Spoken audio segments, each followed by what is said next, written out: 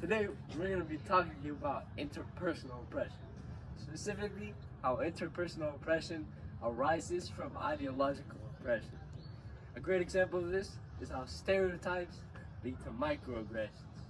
We will go deeper into stereotypes on this next skit, consisting of a straight male talking to his two female friends.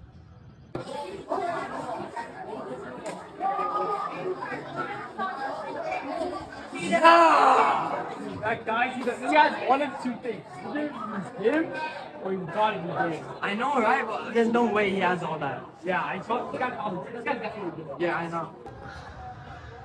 Now, let's go into a video on that who has the exact same problem. Ever experienced microaggression and stereotypes? Yes. Look at people calling me gay. Yeah. How does this make you feel? It used to bother me, but I'm pretty addicted to it. Yeah. And then has this constantly affected the way you act throughout the day? Not really. Pause. Did you see what just happened there? Let's take a closer look. Firstly, this is a stereotype that only gay men hang out with girls. And this is completely false. Yet we see that the two kids in the skit have internalized this oppression and it's immediately assumed that this male is gay.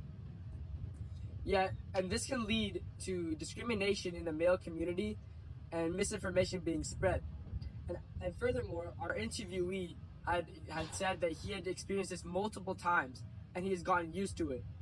And so this is a cause of bullying and not be happening. Speaking of oppression, let's go to our hidden cameras in the Highlands Elementary School to capture a scene of this out in the wild. Before we do that though, let Jasper tell you a bit more about microaggression. Now, let's take a deeper look into microaggressions. Microaggressions normally stem from stereotypes and we can encounter them in our daily lives, but they normally go unnoticed. Regardless of the intentions, the remarks of microaggressions can leave someone feeling oppressed and internalized negative views of themselves. Now let's take a deeper look into what they are and how they stem from stereotypes. This is a clip of an interaction between two boys and their Asian family. What you get on that cow test, my boy? Bro, I definitely failed that, bro. I bombed that too. Bro, What you get for number 4? I got like 15 if I remember. I got 70. Oh, hell no. One of us is gonna be right. Goodness. So boys, good. That's good. Look at this guy, you probably aced that test, bro. Yeah, bro, what'd you What you get? get for number 4? Oh, I got 18. You got 18? Yeah, I got 18. Nah, we got that one wrong, Bro, definitely. Like, oh, hell no. We're losing that, bro. Nah, you aced that. Allow us to hear more about this from the perspective of someone who has dealt with this before. My name's Kurt Wynn. I'm graduating class of 2027, and I'm 15 years old. Have you ever experienced microaggressions or stereotypes? Usually I experience the most microaggressions / stereotypes when I'm playing basketball or other sports because of my how I look, right? People would say I look Asian, so usually they assume that I'm not very athletic, that I'm like slow, and like I can't jump very high. And they also call me Jeremy Lin. How does this make you feel? I mean, I was taught to try to ignore it, but sometimes it's really hard to. So it really hurts my feelings sometimes. Has this consciously affected the way you act throughout the day? I mean, I try to like act a little bit more like tough and outgoing sometimes. Like if someone comes up to me, like I act like I'm a bigger and better person than them. Hold up.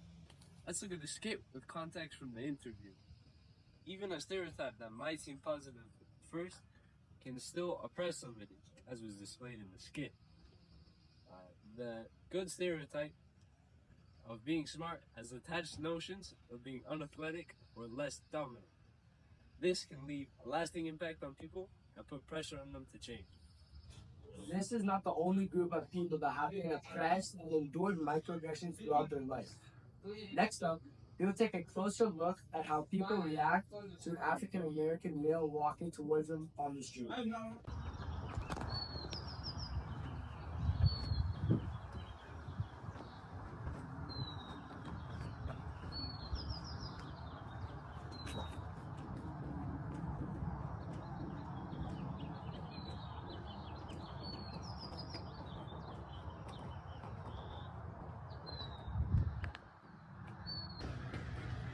Let's hear more about this topic from our interviewee who has met people and personally experienced these types of oppression.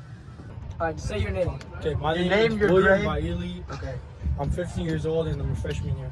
Alright, so we have some questions for you. So, have you ever experienced microaggressions or stereotypes? Definitely, yeah. I've had people call me certain names, have many racist remarks come at me, like, maybe if it was jokes or if people being serious, but yeah. Okay. Have you ever been treated differently because of the way you look or act? Me specifically, don't really had experience like that, but I know people who have. I've seen people who've been treated differently because of that. So yeah. Okay. How did this make you feel? It made me feel a little uncomfortable because like it made me think more into stuff like how people view me, you know. Yeah. How people view And me. then, has this consciously affected the way you act throughout the day? Yeah, it makes me kind of on edge and a little uncomfortable at times. Okay, sure. Thank you. As you can see, microaggressions don't have to be verbal or direct. Sometimes they can be done with no interaction whatsoever. In this case, they were done to actually avoid interaction with the person. We heard in the interview that these actions can cause somebody to feel more cautious and on edge. Furthermore, we also heard that even if these microaggressions are not intended to harm anybody, they can still leave a lasting effect on the person and the people around. After that, let's rewind and explore some ways you could have approached this differently.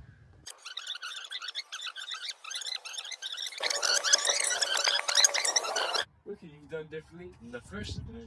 Damn, bro, that guy is cooking. Yeah, that's crazy. So tough.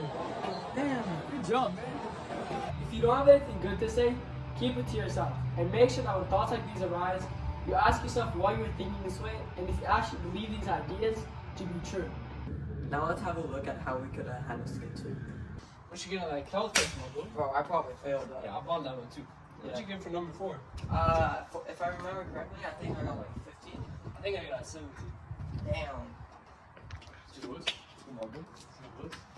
You know what you got for number 4 on the drug test? Oh, I got 18. You got 18? Yeah, Damn. 18. But we gotta check the study guide. Yeah, bro.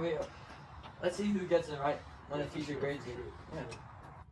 Try not to perpetuate stereotypes and take your own implicit bias into account. Treat everybody equally. Finally, this is what we could have done differently in skit 3.